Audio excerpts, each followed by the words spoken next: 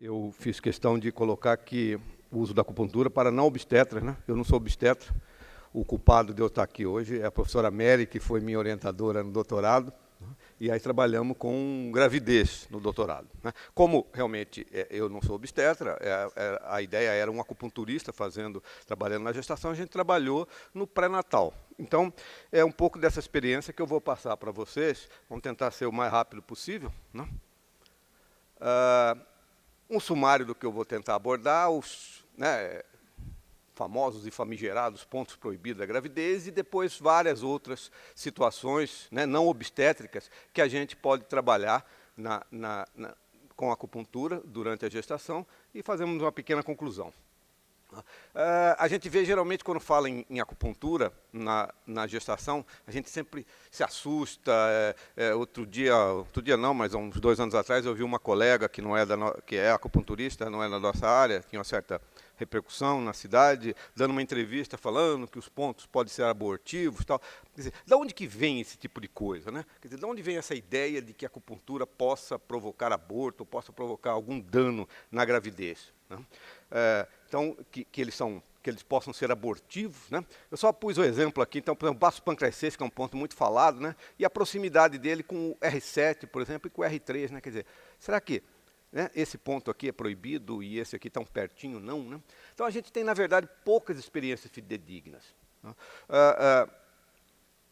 Eu tive 3 vezes na China, todas as 3 vezes perguntando, tive a oportunidade de perguntar, saber se alguém, né? Pelo menos as pessoas se admiravam com essa história, né?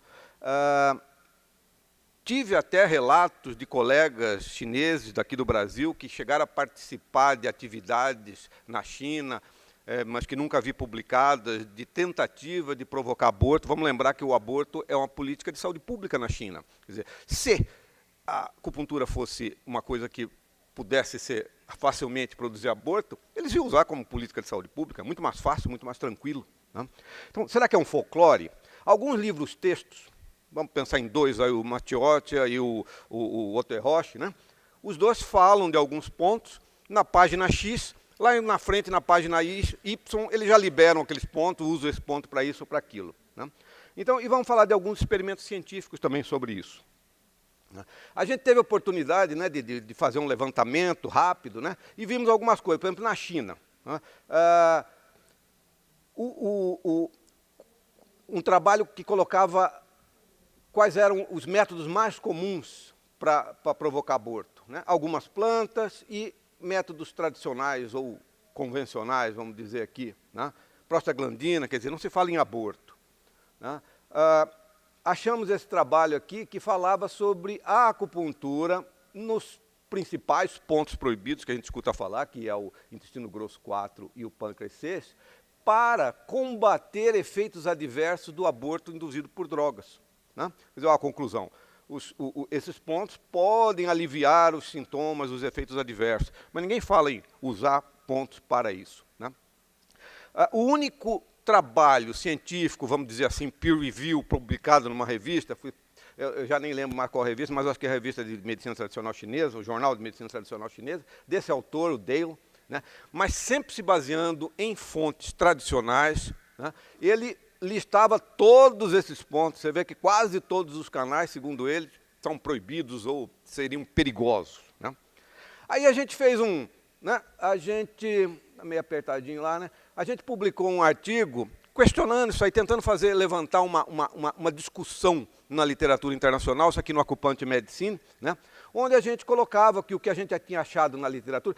Primeiro nós perguntávamos, né, se existem esses pontos proibidos na gravidez, né? E dizíamos que a gente viu algumas coisas né, de provocar aqui, desculpa, tá, tem jeito de arrumar aqui um pouquinho?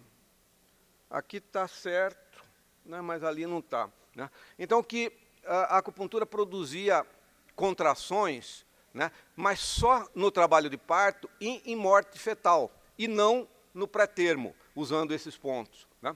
Vou ler aqui que é mais fácil para mim, né? Aqui que esses pontos poderiam, pelo contrário, reverter o efeito anti-implantação do mifepristone, né, que poderiam proteger também o pré-termo induzido por ocitocina em animais, né? Esse autor, o Kim, né, fala do efeito regulatório desses pontos, né?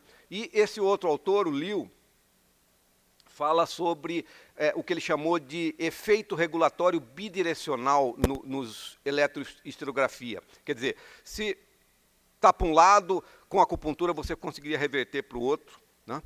Aquilo que a gente tem acreditado cada vez mais, que a acupuntura tem um efeito homeostático, né?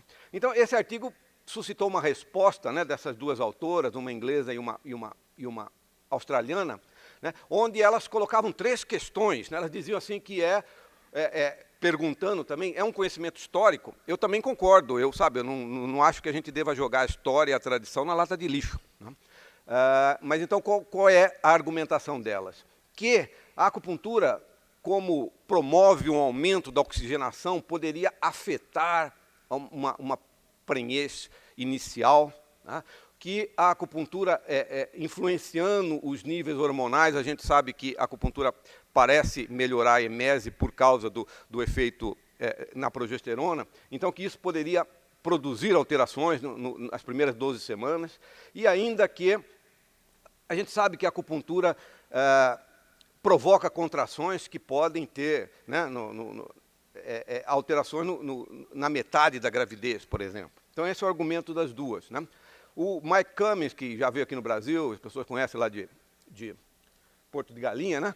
Ele contestou, né, foi o 3º artigo, onde ele dava exemplos daquilo que a gente comentou sobre o efeito homeostático. Ele cita, por exemplo, a Elizabeth Stern Victorin, que é talvez uma das maiores pesquisadoras em fisiologia da gravidez com acupuntura, né, onde ela mostrava que, né, a acupuntura podia diminuir, podia aumentar o fluxo sanguíneo, né? Quer dizer, justamente produzindo esse efeito homeostático. Ele coloca também que ele não encontrou alterações dos níveis de progesterona no PubMed, né? E que outros hormônios podem ter ou não efeitos, ou efeito de normalização, que parece que é realmente aquilo que a acupuntura provoca, né? Depois ele citava outro trabalho com 60 casos, né, onde a acupuntura produziu esse efeito regulatório.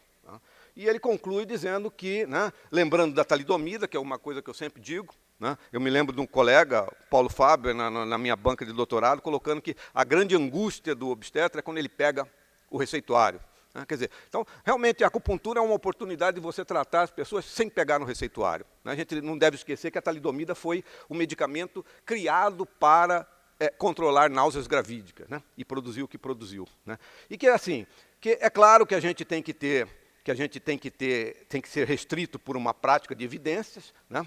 Mas que o just in case, né, a expressão do inglês, assim, só por, né, tipo assim, só por esse medo a gente vai deixar de fazer acupuntura, seria um desserviço para os nossos pacientes, né? Então, vamos lá.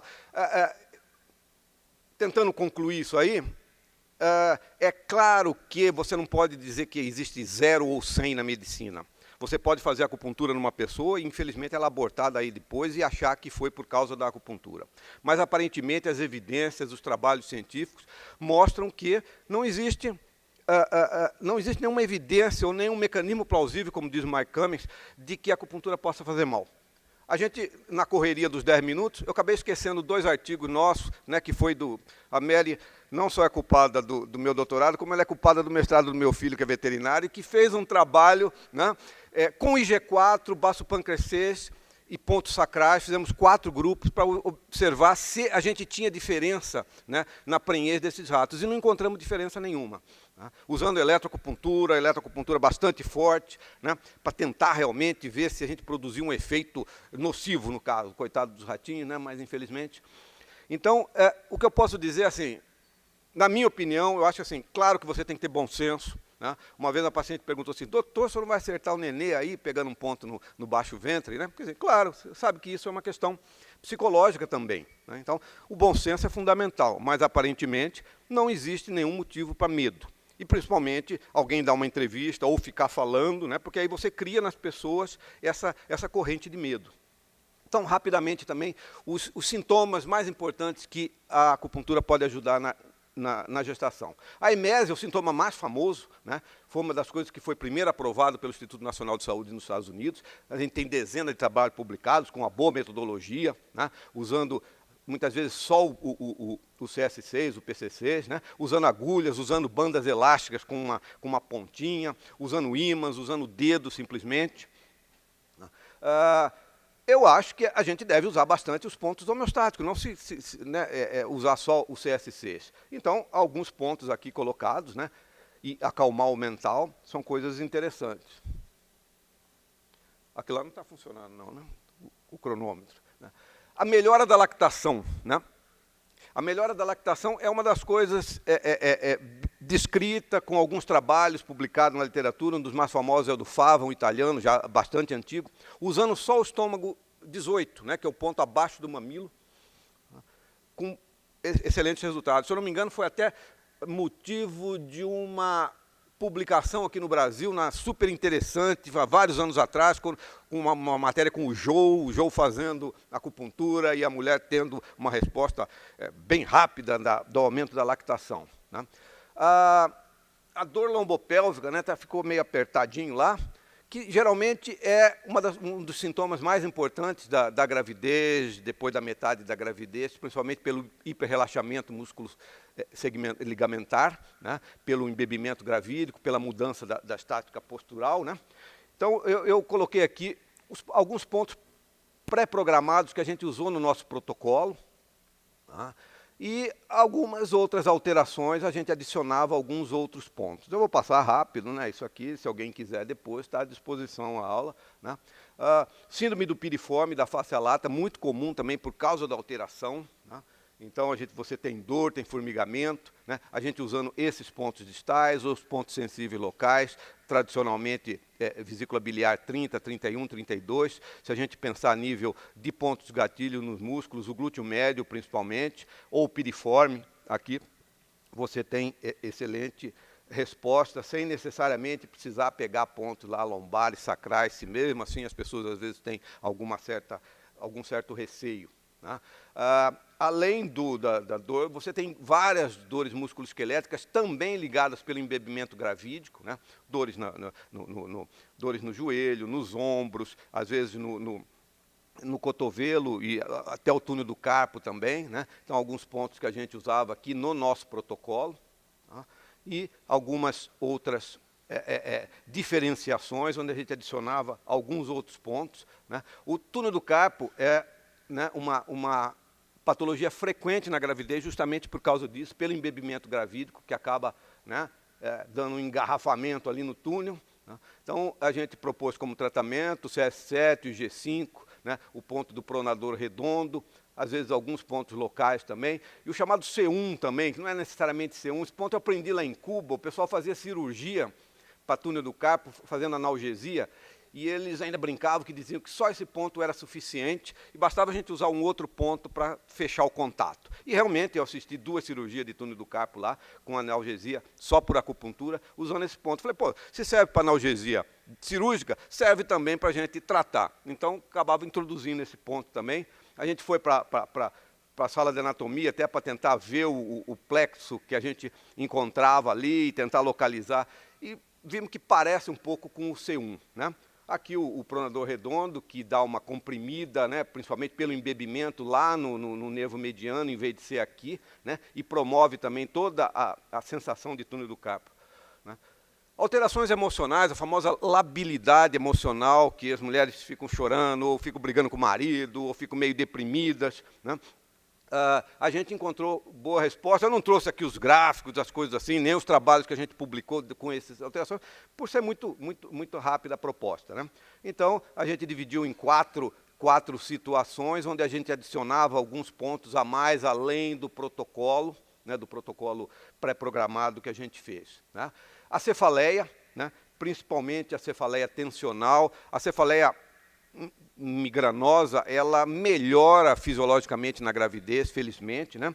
E felizmente para nós também a tensional, a miofacial, tem uma resposta muito melhor ainda, né? Então a gente usava esses pontos, né, clássicos. Né? O Yu Yao considera um ponto bastante interessante, né, no forame supraorbitário. E algumas outras características individuais, e quando a gente achava pontos gatilho, principalmente no esternocleido, no trapézio, no esplênio, nos músculos mastigatórios, também agulhava esses pontos. A dispepsia, não necessariamente a emese, mas aquela dispepsia que vai acontecendo também, principalmente por causa do crescimento do útero, né, provocando uma dificuldade para deitar, um certo refluxo, né. A gente viu resposta interessante também quando a gente comparava com o outro grupo, que era só tratado com medicação. Então, aqui os pontos principais que a gente usou, né? Uma diferenciaçãozinha que a gente colocava, aquelas mulheres mais agitadas, tal, mas que eram mais magrinhas, ou as outras que já eram obesas, né? E que já tinham um certo comprometimento que piorava com a gravidez. A insônia também é outra coisa, que não necessariamente só por causa do tamanho da barriga, mas que se potencializa a partir do momento que a barriga cresce, né? Também utilizamos, né, esses pontos pré-programados e, classicamente, dividimos nesses 4 aqui, que não é tão fácil de você classificar, e adicionávamos alguns pontos, né. No nosso protocolo, a gente colocava pontos pré-programados e uma possibilidade de você até usar 4 a 6 pontos a mais para dar uma individualização daquelas pacientes. Tá? Bom, como conclusão, consideramos que é um método seguro, que a gente deve esquecer essa coisa de ponto proibido. Isso não tem nenhum fundamento científico, né? Lembrando sempre, não existe certeza absoluta, você deve ter um bom senso, como em qualquer situação, né? É um método reprodutível, esse que a gente fez, você viu que é fácil, não precisa ser um obstetra para fazer, quer dizer, a gente tem recebido, eu, depois desse trabalho, eu tenho recebido muitas pessoas com gravidez, não só eu, mas outros colegas em Rio Preto também têm recebido, porque as pessoas conhecem, sabem, né? A acupuntura, então, alivia esses principais desconfortos da gestação, não obstétricos, bem entendido, que a gente trabalhou. Ela atua de forma geral, global, e evita o uso da medicação, que é uma das coisas mais importantes para a gravidez, né? É isso aí, espero que eu tenha cumprido os 10 minutos.